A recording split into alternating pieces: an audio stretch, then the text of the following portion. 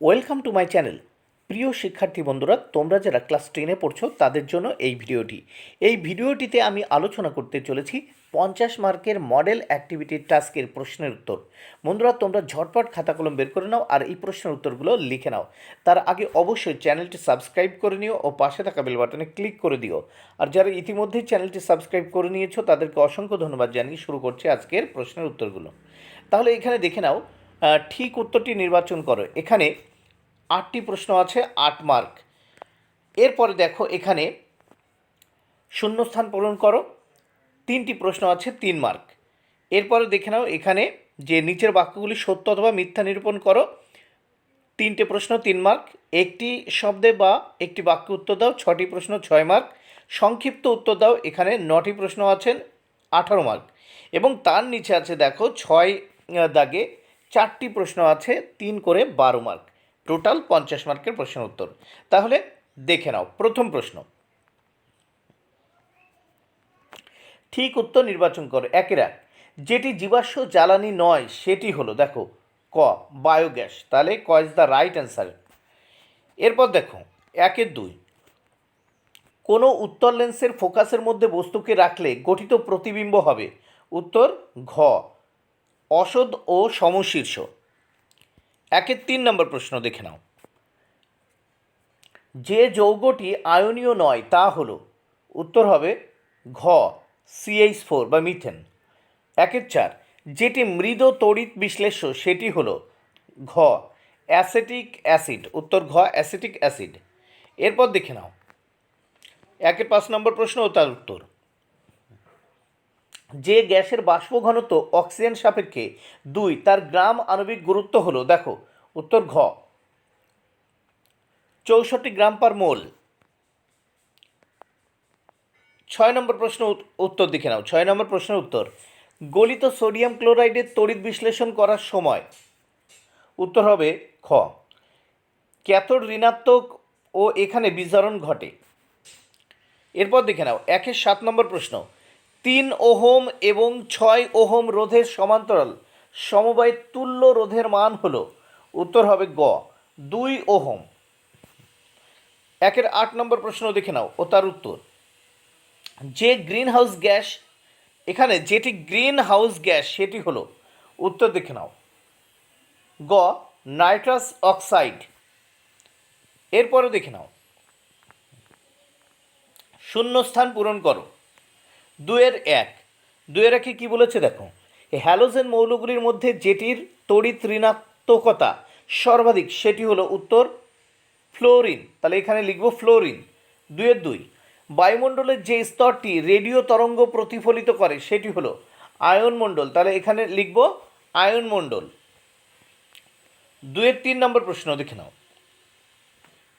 Fuse তারের গলনাঙ্ক এর উপাদানগুলির গলনাঙ্ক অপেক্ষা, এখানে লিখব কম, উত্তর হবে কম। এরপর দেখে নাও 3 দাগের প্রশ্নের উত্তর, নিচের বাক্যগুলি সত্য অথবা মিথ্যা তা নিরূপণ করো। তাহলে 3-1 দেখে নাও, তড়িৎ বিশ্লেষণের সময় দ্রবণের মধ্যে দিয়ে তড়িৎ পরিবহন করে ইলেকট্রন, উত্তর দেখে নাও মিথ্যা। 3-2 নম্বর প্রশ্ন দেখে নাও, উচ্চ উষ্ণতা ও নিম্ন চাপে গ্যাসগুলি প্রায় আদর্শ গ্যাসের মতো আচরণ করে, সত্য। 3-3, দুটি মাধ্যমের আপেক্ষিক প্রতিসরাঙ্ক আলোর বর্ণের উপর নির্ভর করে, উত্তর সত্য। এবার দেখে নাও, একটি শব্দে অথবা একটি বাক্যে উত্তর দাও।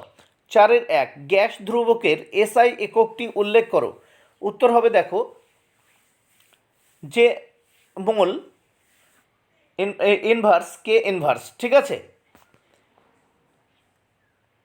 4-2, পর্যায় সারণীতে প্রত্যেক পর্যায়ের কোন মৌলটির পারমাণবিক ব্যাসার্ধের মান সর্বাধিক হয়, উত্তর প্রত্যেক পর্যায়ের প্রথম মৌলটির পারমাণবিক ব্যাসার্ধ সর্বাধিক হয়। 4-3 নম্বর প্রশ্ন ও তার উত্তর দেখে নাও, এমন একটি আয়নীয় যৌগের সংকেত লেখো যার ক্যাটায়ন ও অ্যানায়ন দুটিরই ইলেকট্রন বিন্যাস হিলিয়াম পরমাণুর মতো, উত্তর দেখো LiH লিথিয়াম হাইড্রাইড। LiH এর ক্যাটায়ন দেখো Li প্লাস, যার ইলেকট্রন বিন্যাস হিলিয়ামের মতো অর্থাৎ 2, আর LiH দেখো এর অ্যানায়ন হলো H মাইনাস, যার ইলেকট্রন বিন্যাস হিলিয়ামের মতো, অর্থাৎ 2। 4 নম্বর প্রশ্ন দেখে নাও। কিলোওয়াট ও কিলোওয়াট ঘন্টার মধ্যে কোনটি ক্ষমতার একক?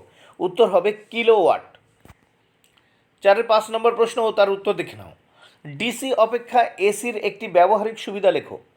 উত্তর, ট্রান্সফরমার বা অন্যান্য যন্ত্রের সাহায্যে এসি ভোল্টেজকে প্রয়োজন মতো বাড়ানো বা কমানো যায়, কিন্তু ডিসি ভোল্টেজকে প্রয়োজন মতো বাড়ানো বা কমানো যায় না। 6 নম্বর প্রশ্ন দেখে নাও। কোনো বস্তুতে সোনার প্রলেপ দিতে কী তড়িৎ বিশ্লেষ্য ব্যবহৃত হয়? উত্তর, পটাশিয়াম আর আরোসায়ানাইড। পটাশিয়াম আরোসায়ানাইড। সংক্ষিপ্ত 5 দাগে দেখো, সংক্ষিপ্ত উত্তর দাও। 5-1। পিছনের গাড়ি দেখতে স্কুটার অথবা বাসে যে আয়না থাকে তা সমতল না করে উত্তল রাখা হয় কেন? উত্তর দেখে নাও। পিছনের গাড়ি দেখতে স্কুটার অথবা বাসে উত্তল দর্পণ রাখা হয়। উত্তল দর্পণে প্রতিবিম্ব ছোট দেখায়, এর ফলে দর্পণে অনেক বেশি সংখ্যক প্রতিবিম্ব দেখা সম্ভব হয়।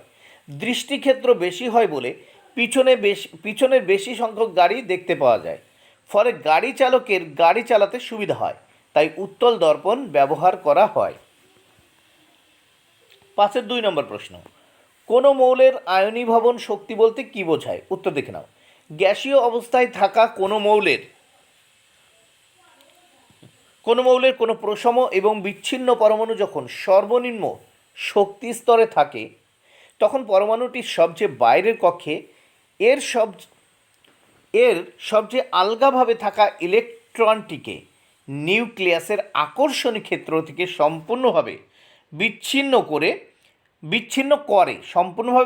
করে পরমাণুটিকে একক চার্জযুক্ত ধনাত্মক আয়নে পরিণত করে। বিচ্ছিন্ন করে পরমাণুটিকে একক চার্জযুক্ত ধনাত্মক আয়নে পরিণত করতে যে ন্যূনতম শক্তির প্রয়োজন হয় তাকে ওই পরমাণুর আয়নীভবন বিভব বলে। 3 নম্বর প্রশ্ন। ক্যালসিয়াম কার্বনেটের মধ্যে ভর হিসেবে ক্যালসিয়ামের শতকরা পরিমাণ নির্ণয় করো। দেখো, Ca = 40। উত্তর দেখে নাও। ক্যালসিয়াম কার্বনেট CaCO3 এর গ্রাম আণবিক ভর দেখো 40 + 12 ঠিক আছে, তাহলে আর যোগ এখানে 300 রং কত হয়? 48। তাহলে 40 12 48 মোট হয় = 100। এবার দেখো, 100 গ্রাম ক্যালসিয়াম কার্বনেটের ক্যালসিয়ামের পরিমাণ 40 গ্রাম। অতএব ক্যালসিয়াম কার্বনেটের মধ্যে ভর হিসেবে ক্যালসিয়ামের শতকরা পরিমাণ সমান দেখো 40 গ্রাম গুণ 40 গ্রাম বাই 100 গ্রাম, 40 গ্রাম বাই 100 গ্রাম গুণ 100%। তাহলে 100 তো 100 কেটে দিলাম, থাকলো 40%। এরপর দেখো 4 নম্বর প্রশ্ন। সোডিয়াম ক্লোরাইডের ক্ষেত্রে আণবিক ওজন কথাটি কেন প্রযোজ্য নয় তা ব্যাখ্যা করো। উত্তর, সোডিয়াম ক্লোরাইড একটি আয়নীয় যৌগ, তাই এর অণুর অস্তিত্ব না থাকায় এর আণবিক ওজন 58.5 কথাটি যথার্থ নয়। এর সংকেত NaCl, তাই এর সংকেত ভর 23 + 35.5 = 58.5 কথাটি ব্যবহার করাই সঙ্গত। 5 নম্বর প্রশ্ন ও তার উত্তর দেখে নাও। 50 গ্রাম ক্যালসিয়াম কার্বনেটের পূর্ণ বিয়োজনে কত গ্রাম কার্বন ডাই অক্সাইড গ্যাস পাওয়া যাবে নির্ণয় করো। দেখো, Ca = 40, C = 12, O = 16। উত্তর, CaCO3 = CaO + CO2। তাহলে এখানে আমরা এদিক থেকে পাচ্ছি, দেখো 40 + 12 + 16 × 3, আর এদিকে দেখো 12 + 16 12 এখানে 16 × 2, তাহলে এই সাইডে 40 আর এখানে 100। তাহলে 100 গ্রাম CaCO3 থেকে কার্বন ডাইঅক্সাইড পাওয়া যাচ্ছে 44 গ্রাম, ঠিক আছে। 100তে পাওয়া যাচ্ছে 44 গ্রাম, তাহলে এখানে আমরা লিখলাম 100 গ্রাম CaCO3 থেকে CO2 পাওয়া যায় 44 গ্রাম। দেখো এখানে কিন্তু দেওয়াই আছে, দেখো Ca = এই Ca = 40, ঠিক আছে, আর এই C = 12, এই দেখো 12, তারপর এখানে কত আছে? O = 16, ঠিক আছে। দেখো O3, O মান 16, আর এই 3, তাহলে 300 কত 48, এই 48, তাহলে 16, 12, 48, 100, আর এদিকে ঠিক 12 যোগ 16 গুণ 2 মানে 44। এবার দেখো যে 100 গ্রাম CaCO3 থেকে CO2 পাওয়া যায় 44 গ্রাম, তাহলে 1 গ্রাম CaCO3 থেকে CO2 পাওয়া যায় 44/100 গ্রাম, অতএব 50 গ্রাম CaCO3 থেকে CO2 পাওয়া যায় 44 গুণ 50/100 গ্রাম, তাহলে কাটলে কত হচ্ছে এই 22 গ্রাম। 5-6, শুষ্ক বায়ু অপেক্ষা আর্দ্র বায়ু হালকা কেন তা ব্যাখ্যা করো। উত্তর, বাতাসের বাষ্প ঘনত্ব প্রায় 14.4 এবং জলীয় বাষ্পের বাষ্প ঘনত্ব 9, সুতরাং সমতলের জলীয় বাষ্প অপেক্ষা শুষ্ক বায়ু বেশি ভারী। আর্দ্র বাতাসে শুষ্ক বাতাস অপেক্ষা বেশি জলীয় বাষ্প বর্তমান থাকায় সমান আয়তনের আর্দ্র বাতাস অপেক্ষা শুষ্ক বাতাস বেশি ভারী হয়। 5-7 নম্বর প্রশ্ন দেখে নাও। সূর্যাস্তের সময় সূর্যকে লাল দেখায় কেন? উত্তর, সূর্যোদয় এবং সূর্যাস্তের সময় সূর্য প্রায় দিগন্ত রেখার কাছাকাছি থাকে এবং সূর্যালোক আমাদের চোখে পৌঁছতে পৃথিবীর বায়ুমণ্ডলের পুরু স্তর ভেদ করতে হয়, ফলে আলোক রশ্মিকে বায়ুমণ্ডলের ভাসমান ধূলিকণা, জলকণা ইত্যাদির মধ্য দিয়ে যাওয়ার সময় নীল প্রান্তের কম তরঙ্গ দৈর্ঘ্য বিশিষ্ট বর্ণগুলো বিক্ষেপিত হয়, কিন্তু লাল প্রান্তের আলোক তরঙ্গ দৈর্ঘ্য বেশি হওয়ায় তা কম বিক্ষেপিত হয়, ফলে সরাসরি সেটি পৃথিবীতে চলে আসে।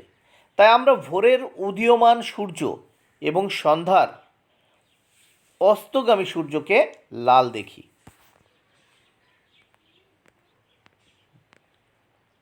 5-8, ফ্লেমিংয়ের বামহস্ত নিয়মটি লিখুন।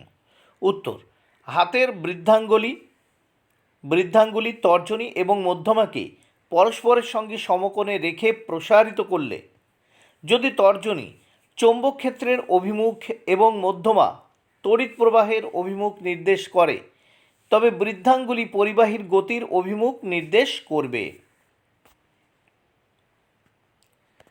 5-9 নম্বর প্রশ্ন ও তার উত্তর দেখে নাও। লেঞ্জের সূত্রটি লেখো। আমরা জানি একটি চুম্বককে কুণ্ডলীর দিকে আনলে বা কুণ্ডলী থেকে দূরে সরালে কুণ্ডলীতে তড়িৎ প্রবাহ হয়, কিন্তু উভয় ক্ষেত্রে গ্যালভানোমিটারের কাঁটার বিক্ষেপ বিপরীত দিকে হয়। তাহলে এটা স্পষ্ট যে আবিষ্ট তড়িৎ প্রবাহ একটি নির্দিষ্ট নিয়ম মেনে নির্দিষ্ট অভিমুখেই হয়। এবার দেখে নাও 6 দাগের প্রশ্ন, নিচের প্রশ্নটির উত্তর দাও। দেখে নাও 6-1, 760 HG চাপে বা মিলিমিটার HG চাপে 273 কে উষ্ণতায় কোনো একটি গ্যাসের 1.6 গ্রাম আয়তন 1.12 লিটার গ্যাসটির মোলার ভর ও হাইড্রোজেন সাপেক্ষে বাষ্প ঘনত্ব নির্ণয় করো। তাহলে উত্তর দেখে নাও। প্রমাণ চাপ উষ্ণতায় 22.4 লিটার কোনো গ্যাসের আয়তন হলো সেই গ্যাসের মোলার আয়তন এবং ভর হলো সেই গ্যাসের মোলার ভর। এখন প্রমাণ চাপ উষ্ণতায় দেখো 1.12 লিটার গ্যাসের ভর 1.6 গ্রাম। এখন প্রমাণ চাপ উষ্ণতায় 1.12 লিটার গ্যাসের ভর 1.6 গ্রাম, অতএব দেখো 22.4 লিটার গ্যাসের ভর equal to 22.4 into 1.6 by 1.12 gram equal to 20 into 1.6 gram equal to 32 gram. গ্যাসটির মোলার ভর 32 গ্রাম মানে 32 গ্রাম এবং গ্যাসটির বাষ্প ঘনত্ব 32/2 সমান 16। 32/2 ইকুয়াল টু 16।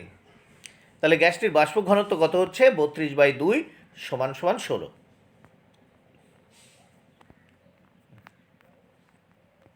6-2 নম্বর প্রশ্ন, একটি তড়িৎ কোষের তড়িৎচালক বল 10 ভোল্ট ও অভ্যন্তরীণ রোধ 2 ওহম। তড়িৎ কোষটিকে 8 ওহম রোধকের সঙ্গে যুক্ত করা হলো। রোধকটিতে 60 সেকেন্ডে কত জুল তাপ উৎপন্ন হবে তা নির্ণয় করো। তাহলে উত্তর দেখে নাও। তড়িৎ কোষের তড়িৎচালক বল E = 10 ভোল্ট এবং তড়িৎ কোষের আভ্যন্তরীণ রোধ R = 2 ওহম মানে 2 ওহম, বাইরের রোধ 8 ওহম, সময় T = 60 সেকেন্ড। তাহলে তড়িৎ প্রবাহ মাত্র দেখো I = E/R বড় হাতের আর যোগ ছোট হাতের আর ইন্টু ই বাই বড় হাতের আর মানে ক্যাপিটাল লেটারের আর যোগ ছোট হাতের আর, তাহলে সমান সমান 10/2 যোগ 8 সমান সমান 10/10 সমান সমান 1a। এখন রোধকটিতে 60 সেকেন্ডে উৎপন্ন তাপ দেখো H সমান সমান I2RT দেখো 12RT তাহলে সমান সমান 12 গুণ 8 গুণ 60 জুল মানে 480 জুল হচ্ছে। এবার 3 নম্বর প্রশ্ন ও তার উত্তর। দুটি ধাতব তারের দৈর্ঘ্যের অনুপাত 2:1, ব্যাসার্ধের অনুপাত 1:2 এবং রোধাঙ্কের অনুপাত 3:4 হলে তার দুটির রোধের অনুপাত কত হবে তা নির্ণয় করো। উত্তর দেখে নাও। প্রথম তারের ক্ষেত্রে তোমরা দেখতে পাচ্ছ, দেখে নাও, ধরি রোধ সমান R1 মানে ক্যাপিটাল লেটার R1, ব্যাসার্ধ সমান স্মল লেটারের R1, দৈর্ঘ্য সমান I1, রোধাঙ্ক সমান P1। তাহলে প্রস্থচ্ছেদের ক্ষেত্রফল A1 সমান πr1 2। দ্বিতীয় তারের ক্ষেত্রে দেখো রোধ R2, ব্যাসার্ধ R2, দৈর্ঘ্য I2, রোধাঙ্ক P2, প্রস্থচ্ছেদের ক্ষেত্রফল A2 সমান πr2 2। ঠিক আছে। প্রথম শর্ত মতে দেখো I1:I2 সমান 2:1, অতএব I1/I2 সমান 2/1। দ্বিতীয় শর্তে R1:R2 সমান 1:2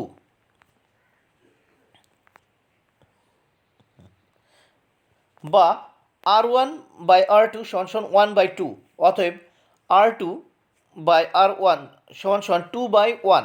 এবার তৃতীয় শর্ত মতে দেখে নাও P1:P2 = 3:4, অতএব P1:P2 = 3/4।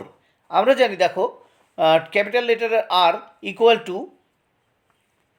P×I/A, অতএব প্রথম তারের রোধ দেখে নাও।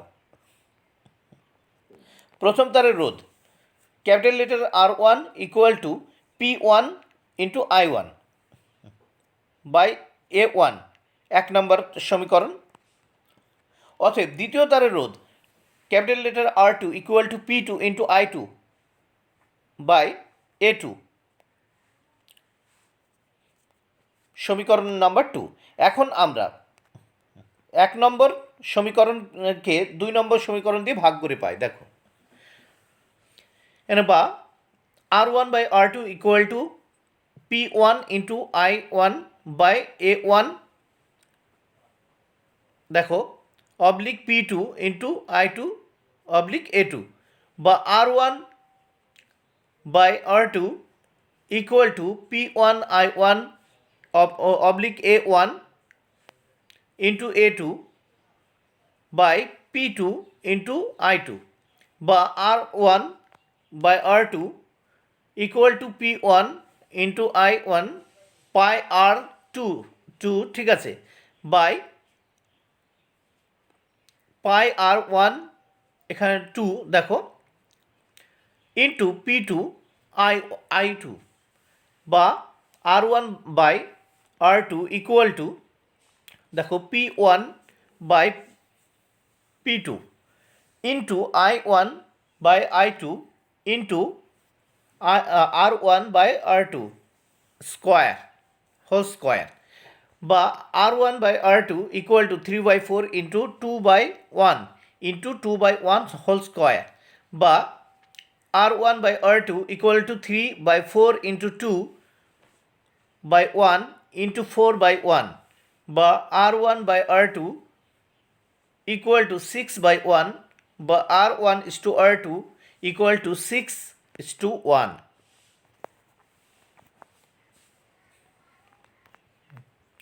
6 নম্বর প্রশ্ন ও তার উত্তর।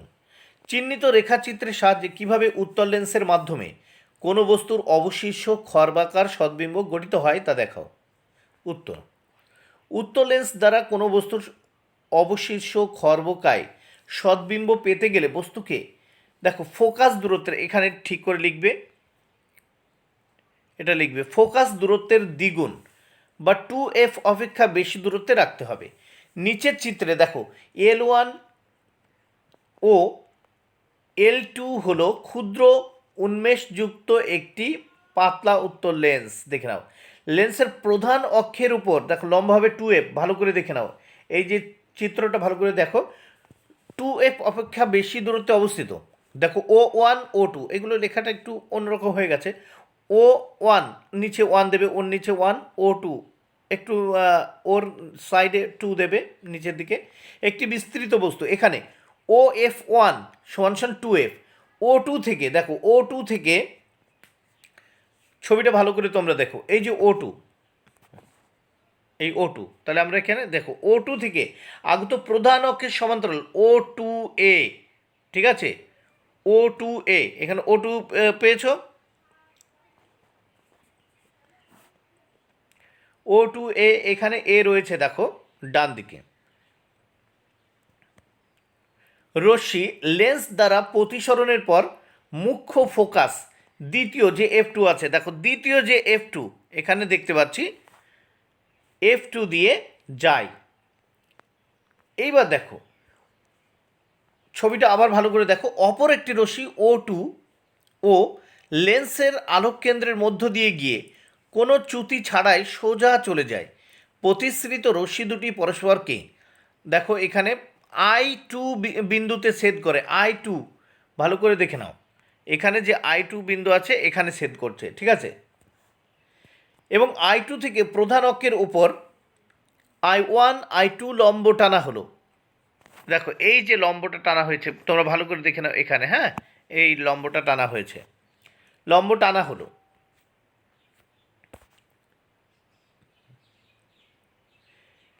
I1 এবং I2 হলো O1 O2 বস্তুর সদ্বিম্ব। এখানে F2 এমন একটি বিন্দু যেখানে OF2 ইকুয়াল টু 2f। দেখো সদ্বিম্ব F2 ও F2 এর মধ্যে গঠিত হয়েছে। এখানে প্রতিবিম্বের সাইজ দেখো, সদ্বিম্ব এখানে উপরে দেখো, উপরে F2, তারপর নিচে F2, F2 ও F2 এর মধ্যে গঠিত হয়েছে। এখানে প্রতিবিম্বের সাইজ বস্তুর তুলনায় ছোট, তাই প্রতিবিম্ব খর্বকায়, এবং প্রতিবিম্বটি বস্তুর সাপেক্ষে উল্টো, তাই প্রতিবিম্বটি অবশিষ্ট। উত্তল লেন্সের এই ধর্মকে কাজে লাগিয়ে ক্যামেরা তৈরি করা হয়। বন্ধুরা ভিডিওটি ভালো লাগলে অবশ্যই লাইক, কমেন্ট ও শেয়ার করো। Thank you very much, keep watching my channel and my video.